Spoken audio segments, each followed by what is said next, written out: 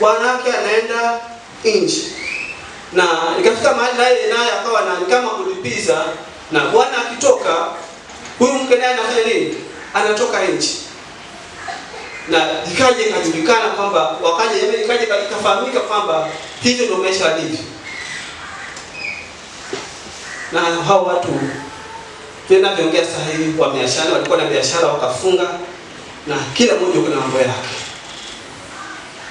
Uaminifu unapokuwa katika maisha yetu sisi kama Wakristo, kuna mambo mengi ambayo tutajiepusha nayo. Hatutaishi kama wale watu wengine wa ulimwengu katika dunia hii. Maana watu wameishi katika hali nyingine ya kuwa wako na wasiwasi na wale wenzao ambao wako nao.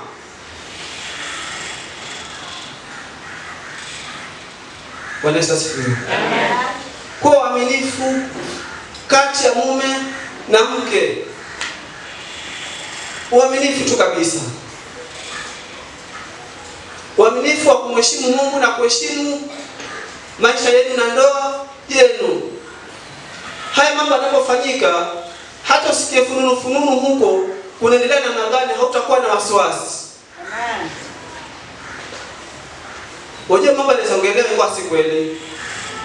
Labda waliona labda ulisalimiana na mtu ambaye wao hawamjui, na ni mtu ambaye labda na familia na hakuna chochote kile, lakini ile kuona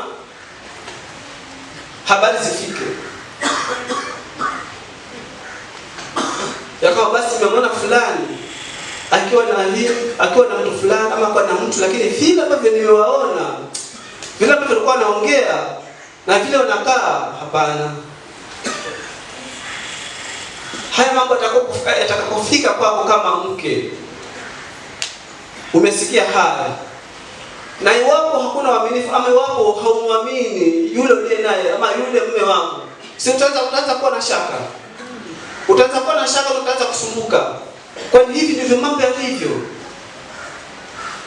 Watu wanaishi katika hali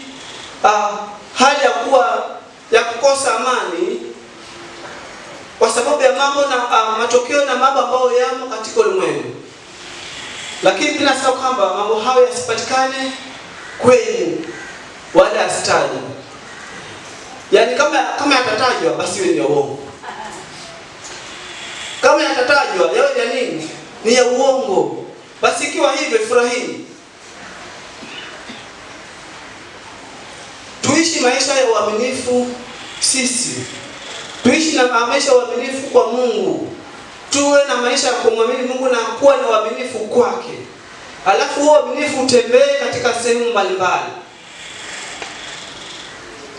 Uaminifu utembee hata katika kazi ambazo tunazifanya. Utembee katika kazi ile ambayo unaifanya. Uko na mahali pazuri sana, na mshahara wako ama mshahara wakati wote hautoshi, si ndio? Sijaona mtu ambaye anasema mimi mshahara wangu umenitosha. Yaani nimetosheleza kila ambacho nakihitaji. Maana leo utanunua gari, kesho nyingine kuna modeli mwingine wa gari utatokea utataka, na hado maisha. Hata wale wakubwa ama wale ambao ni matajiri, hata marais, tunaona watu ambao kuna pesa kabisa lakini hawatosheki. Hakuna siku utasema mshahara umetosha. Lakini uko na nafasi nzuri mahali ulipo, uko na nafasi ambayo ya kucheza, na cheza kama wewe. Yaani watu jinsi wanavyokuona nasema usipocheza kama wewe mahali ulipo, utatoka ukiwa maskini. Mimi niliambiwa tayari. Nilifanya kazi mahali miaka 10 na kitu. Watu wanakuja na niona wakienda, nafika mahali simenyewe gharama hamna maono kabisa. Tunatumikisha na mtu miaka 10 na unamtengeneza pesa na unabaki hivyo ulivyo. Miaka mingapi sasa? Miaka yote unafanya mtu hivi. Fanya, cheza kama wewe. Utoke hapa. Na kama nishauri kwamba niwe nichukue pale mahali nilipo, mimi ndio nilikuwa kila kitu, kwa sababu mimi ndio nitafanya kila kitu. Yule ambaye alikuwa na yeye alikuwa ni mke na alikuwa hajui chochote kuhusu ile kazi ambayo naifanya. Mume wake akatoka kaenda nje akaniachia huyo mama. Yeye kazi yake ni kuja kuchukua pesa kupeleka bank, mambo ya order na kila kitu kinachokuja pale ni mimi nikisema leta analeta, nikisema hii chashina nayo haisi leta anachana nayo. Na nilikuwa na nafasi nzuri sana, kama nikucheza kama mimi basi ningecheza. Kama ilikuwa nafasi hii ya kucheza, bila watu wanacheza kama wewe, hakuna kitu ambacho angegundua. Maana sasa si mpaka nimwambie leta. Na kama nipenzi mpaka nimwambie hii ndio tumepata. Yaani kulikuwa nafasi ambayo kama nikicheza kama mimi basi ningecheza. Lakini sikucheza. Pesa sifiwe. Sikucheza kama mimi. Nilikaa mahali hapo nikatulia sana. Nilikaa tu vizuri, nikatulia kabisa. Mpaka wakati wa Mungu ulipofika. Pesa sifiwe. Maana ile kucheza kama wewe si haki. Hata ukichukua ukifanya mambo yako haiwezi fanikiwa, na hauwezi ukaendelea kwa kufanya mambo ambayo si haki. Hata ukipata pesa ambayo si sawa, haiwezi kukufanya ukaendelea kimaisha. Hawezi.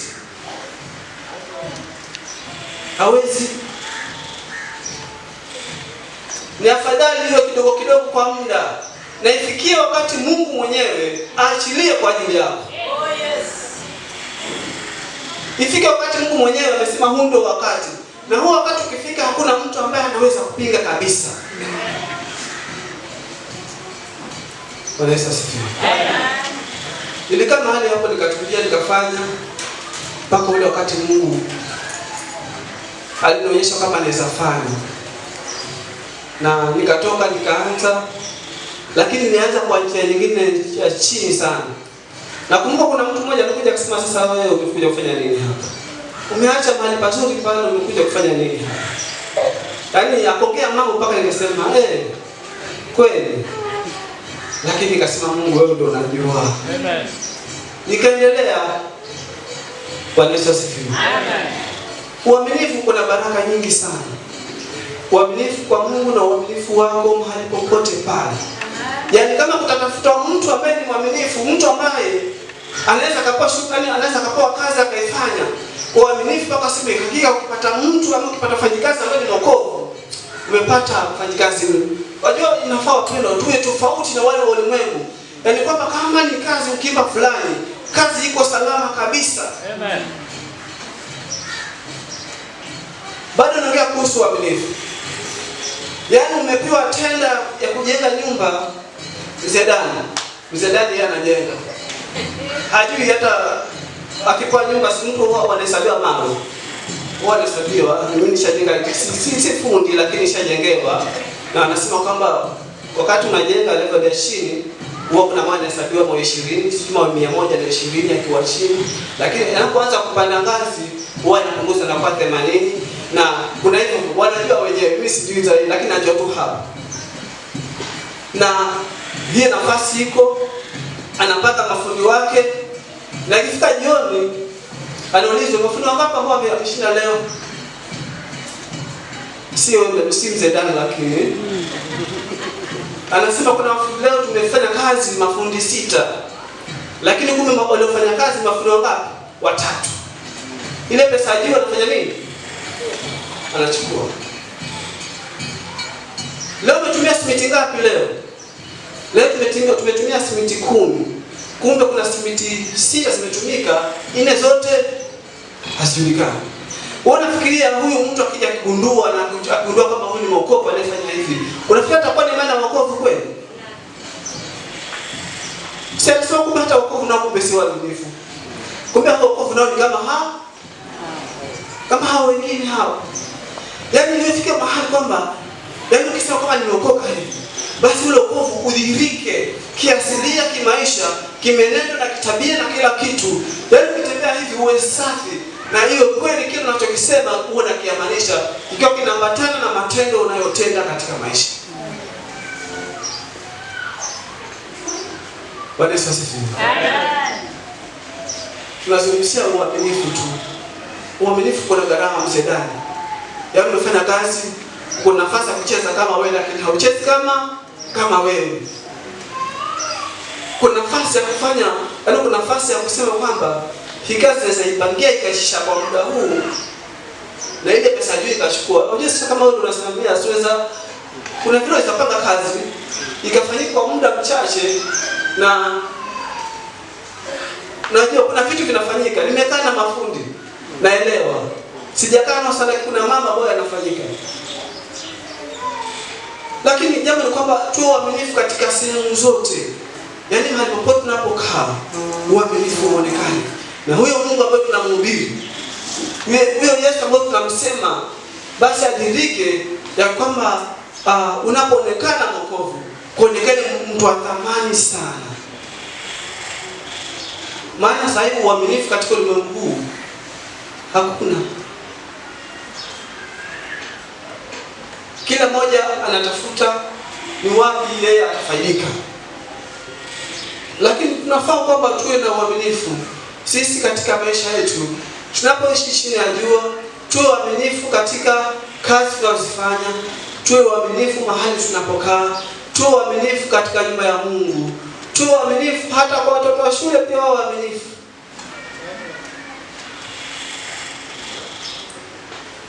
Mtoto anapoteza kalamu, alafu akija kuuliza asema kalamu nimepatia fulani. Amesema kesho atanipatia. Ifike kesho, haya, si umekuja sasa, kalamu iko wapi? Hajakuja nayo leo, ameacha nyumbani amesema. Lakini kesho atakuja nayo. Inamaliza wiki na anakupeleka tu. Lakini mwishoni ukija kikaa nganga ukasema nataka niambie kalamu ina nani? Ulipoteza ama iko na mtu? Na kama hautaniambia ukweli utajua. Hasa ndo hapa nafunguka, nasema ni kweli lakini nilipoteza. Lakini tayari amekuchukua, amekudanganya kwa muda. Kipindi cha umekuja kujua ni baadaye. Kwa nini usio na uaminifu? Kama umepoteza, afadhali useme nimepoteza. Ni kweli lakini kalamu fanya nini? Imepotea. Wajua kwa kweli kutumia tunasamehewa. Hata labda ulikuwa uchapwe, hautachapa watoto wadogo. Unasamehewa na kila kitu inakuwa sawa.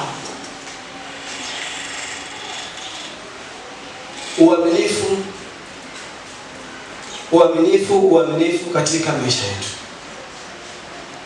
Mungu wetu anahitaji watu waaminifu. Watu ambao wanaweza kusimama na kusema kama ni hili siwezi nikafanya kwa ajili ya Bwana. Kama maisha ni haya, siwezi kuendea maisha haya kwa ajili ya Bwana.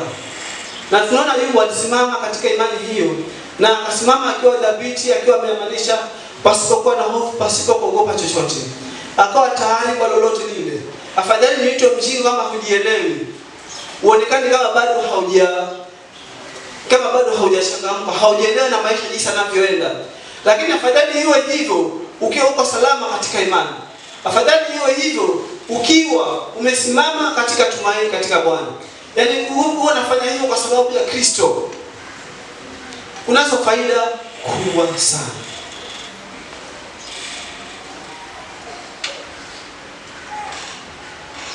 Bwana Yesu asifiwe. Amen. Hapa tuna vijana, si ndio? Vijana tuko nao. Vijana wako na wazuri kabisa. Vijana wazuri kabisa. Mungu awabariki, tunawapenda. Tukua na nyinyi basi tunajisikia kanisa liko na nguvu. Maana vijana wana nini? Wana nguvu. Kuwa waaminifu. Mambo yanaendelea huko chini. Na kwa kukaa kwako mwaminifu kwa Mungu, mambo mengine yanaweza kuja kwako na akafanya kama yanakuvunja moyo. Na kufanya kama haujakaa sawa. Kuna njia ambayo unaweza fanya ukawa sawa zaidi.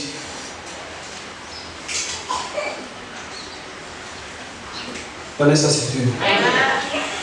Mimi siko haraka. Si ndio? Naona siko haraka. Nilikataa sana. Wale marafiki zangu wale ambao tulikuwa tuko pamoja, wengi walikuwa wamewaoa kabisa. Paka fika mahali ngine akasema basi nawe. Kwani basi hata uone ama namna gani? Yaani kafika mahali ni kama wanashangaa, ni kama kuna kitu akiendi, labda kuna shida mahali, labda ndio sababu ikawa hivyo. Lakini mimi nilikuwa na wakati wa Mungu. Na kitu ambacho nilikuwa nimesema ni kwamba sitaki kumkosea Mungu katika maisha. Yaani sio kama nimkosee Mungu ili niingie maisha ndoa kwa njia ya kumkosea. Hilo ndio lilikuwa langu mimi. Hilo ndio lilikuwa langu. Hilo ndio ambalo lilikuwa langu. na nikasimama nao. Na nikakaa kwa ule muda wote ambao nikakaa kwa muda wote ambao nilikuwa nakaa nikimwamini Mungu peke yake. Na Mungu amekuwa mwaminifu. Harusi mimi niondoa hapa, sijaondoa kwingine, niondoa hapa.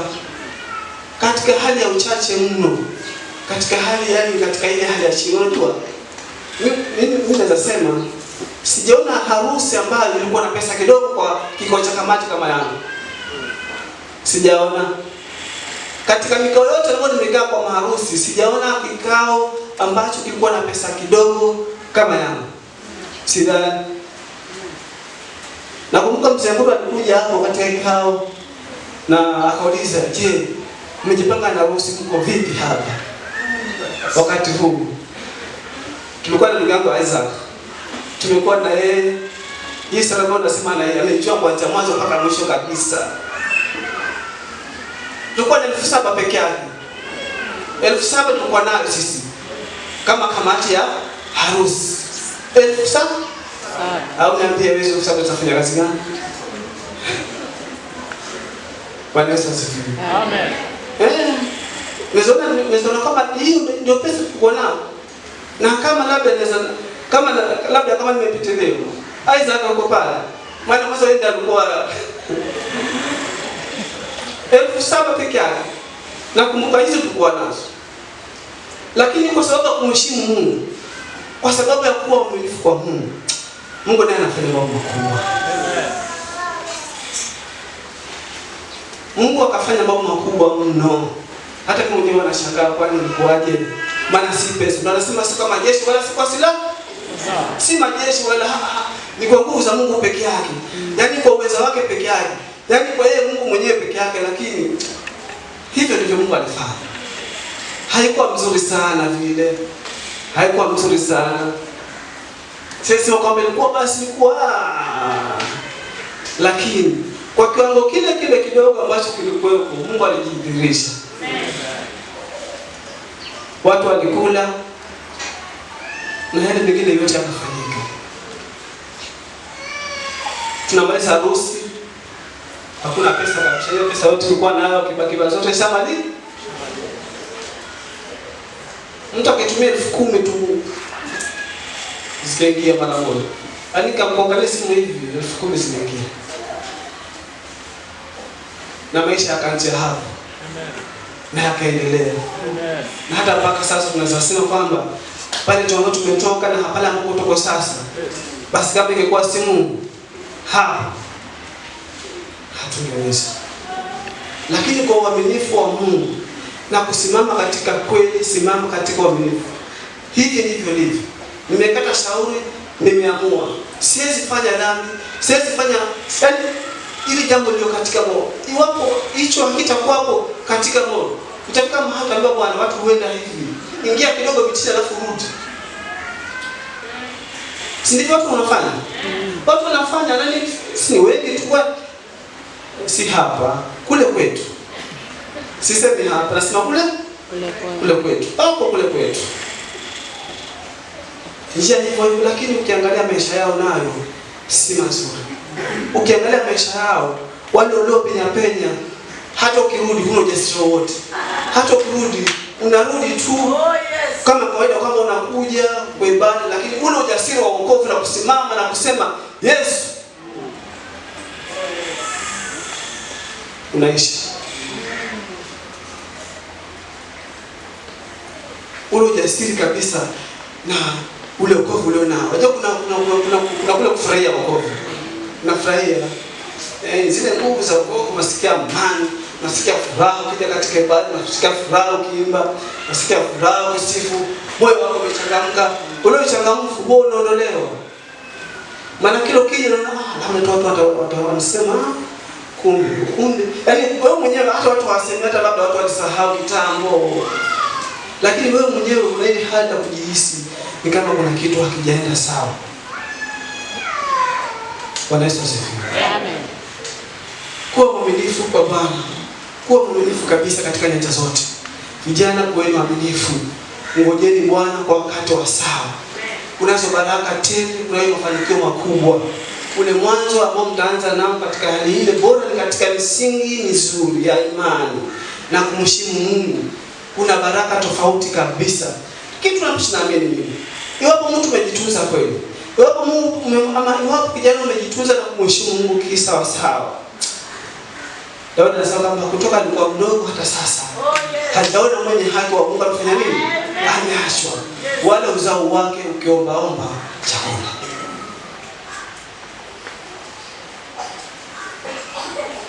Bwana Yesu asifiwe. Maisha yako ya ujana, maisha yako ya ujana asiwe sababu ya kutoa nje. Yaani watu wakwambie sijui mbona nini? Wakati wa Mungu ukifika itatimia. Fulani tunakuwa na yeye akaenda. Fulani atokana na yeye akaenda. Fulani hata kuna watoto wawili sijui. Sijui kuna watoto watatu. Inakuhusu nini wewe? Oh yes. Inakuhusu nini? Simama katika imani. Ngojee Bwana wakati wake. Alafu uone zile baraka ambazo Mungu ataziachilia maishani mwako. Uone kile ambacho Mungu atafanya. Kwa ule uaminifu wako, kunyenyekea mbele zake na kufanya kila ambacho. Alafu muone Mungu naye, yaani umpe nafasi Mungu kwa Bwana nimekuheshimu kwa njia hii. Hebu Bwana simama na uone Mungu atakaposimama kwa ajili yako ni kitu gani kitafanyika kwako. Tunataka kanisa ambalo liko safi. Kanisa ambalo ni takatifu, kanisa ambalo liko tayari. Kanisa ambalo yaani kama utatafutwa mama mwaminifu sana, basi apatikane katika Pefa Cathedral Msomoroni. Ya kwamba watu wanachota maji kwenye fereji na yeye yuko mbele pale. Na wengine wanaweka mitungi anasema basi si mbili. Mbili. Mwingine akiondoka kidogo, sukuma kando, weka mwingine. Sisi tunajua, sio kwa mnachota maji wa mama. Na kwa watu wanachota maji kidogo, kwa hivyo watu miwili ili kwamba kila mmoja angalau afanye nini? Kama yatakatika basi kila mmoja apate. Hiyo nafasi kidogo tu, useme basi nenda kuangalia kitu kidogo na ukija kufika hapo. Ulikuwa na mitungi miwili mitatu fikiwe, mmaza saa nzima, bado kuna mitungi miwili bado huja. Kuna uaminifu kweli hapo. Lakini wewe mama uko pale. Na unasema ndugu zangu ni kweli lakini hivi tunaenda. Kama ni miwili. Kama ni mitatu ni unahakisha kila mmoja amepata, kama ni mtoto amepata. Wewe unaona ukitoka hapo watasema nini hawa watu? Nakwambia hata kama kuna kitu, kama kutatafuta mtu wa kusimamia kitu utaambiwa mama fulani. Huyo akisimama huyo tosha. Lakini wewe umeokoka. Alafu wewe ndo unafanya haya. Basi hata Mungu haokoki nao si waaminifu. Nimeweka mtungi wangu hapa, mbaki watu wawili na yeye ndo anasimama hapa. Na hivi mimi sijapata na kuna wengine wamejuta mtu mchache wameenda. Wokovu utaonekana wapi? Tunaongea vitu vya misingi, yaani yale maisha ya kawaida huko ndani. Yaani Yesu aonekane huko unakoishi. Huko aonekane huko. Yaani kama utatafutwa baba mwaminifu, apatikane katika Pefa Cathedral Msomoroni. Apatikane hapa. Ya kwamba kama ni huyu, hatuna shaka na yeye. Kama ni yeye atasimamia mradi fulani, huyu roho safi. Kuna watu wakichaguliwa katika vijiji kama watu wanakataa. Bwana Yesu asifiwe. Amen. Kuna wengine wakichaguliwa watu wanakataa, sema kama ni huyu hatutaki kabisa.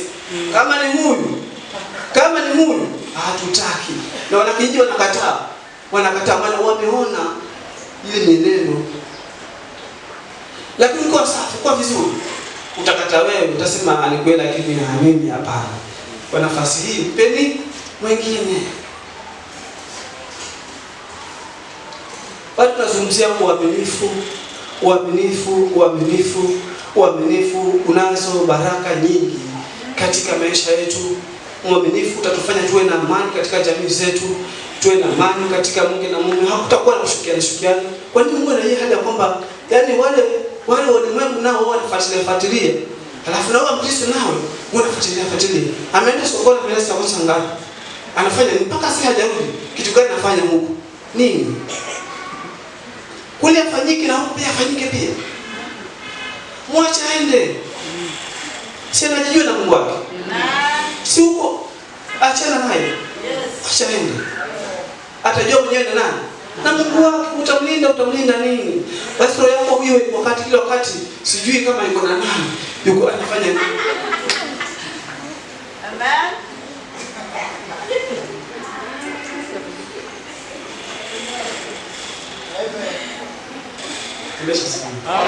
Yaani kwa hivyo tutaishi vizuri sisi hapa duniani tutaishi vizuri tena ule uzima na tukopate hivyo. Tupokee mara 100 za hizi. Alafu baadaye tukamalizie uzima wa milele. Amen. Bwana Yesu asifiwe. Amen. Uaminifu. Wacha tumie ndugu yangu Isaac.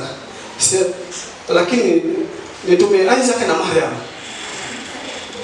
Bwana Yesu asifiwe. Mamake Victor, sio? Yeye anaishi kule Mariakani kule. Na Isaac anaishi wapi? Mshauri. Isaac ayatoka wakati wote tuteme yake si mume. Sasa ndio wakati wote mpaka kugesi. Mpaka sema basi hivi naja yeye. Hata kama kuna chakula sakaenda kwa saka watapika. Hata kama sana za usiku satapika. Basi kama hata kupika sasa tumezenda tutini mkala na sifika. Ikaisha. Kwa hivyo ana uhuru wa kwenda wakati wote ule. Anytime. Ana uhuru. Sasa mpaka kupiga simu. Lakini afika mbele basi mbona hata kupiga simu? Si ulikuwa unapiga simu. Yaani kule kuja kwa ghafla akose amani. Kuna nini hapa? Yaani mpaka apige simu ndo kwenda amani. Kwa nini? Kwa nini? Mimi wako ana uhuru kuja wakati. Sijasema nini, nimesema na natoa mfano. Hana shida. Basi hata hana shida kabisa namjua. Lakini nasema tu kwa mfano. Sasa kama paka apige simu na mume wako inamaanisha nini? Unataka huyu mume akwa huku ukiwa unamuonyesha mambo kama hayo, alafu amerudi huku, umeona umuuliza kwamba kwa nini mbona ukuniambia? Mbona unakuja kafa? Sio uko niambia. Na uonekane kama ukiangalia swali kama hujafurahia sana kule hujakuwa inamaanisha nini? Unaona kirudi kule huko atakuwa na amani nawe. Unafikiria akirudi huko atakuwa na utulivu na mara fikiria kwa nini alikuwa ana lazima mpaka nikuisimu? Kwani kitu gani ambacho utamwacha na maswali? Si utamwacha na maswali? Haya mambo yasipatikane kwetu kabisa.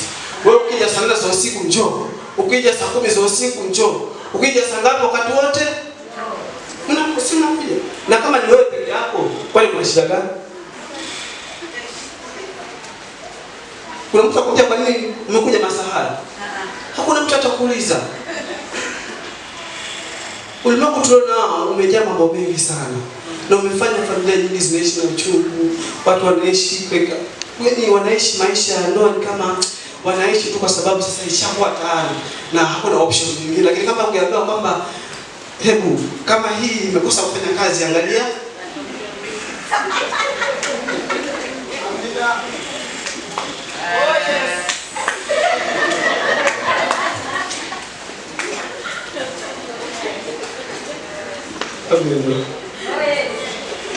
Sio hivyo. Yaani haya mambo tunaongea tujawe kule nje. Lakini sisi hapa tuwe vizuri kabisa. Ukija kanisani unafurahia mwenzako na amani tena. Ukija kusifu, kuja na sifu, yani wewe wako wenyewe unakuwa ile hali ya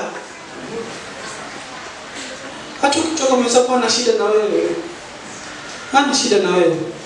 Yaani hii itatusaidia hata iwapo kuna vitu unaweza kusikia. Kwa sikia, si ndio? Inaweza kuwa si kweli lakini ukapata bad na shetani pia naye hutumia watu. Nimemwona fulani lakini vile nimemwona.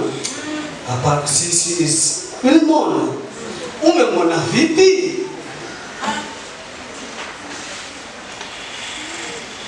Lakini kama mwenzako unamwamini vizuri, hata ukiambiwa hayata kuingia, hata kusumbua.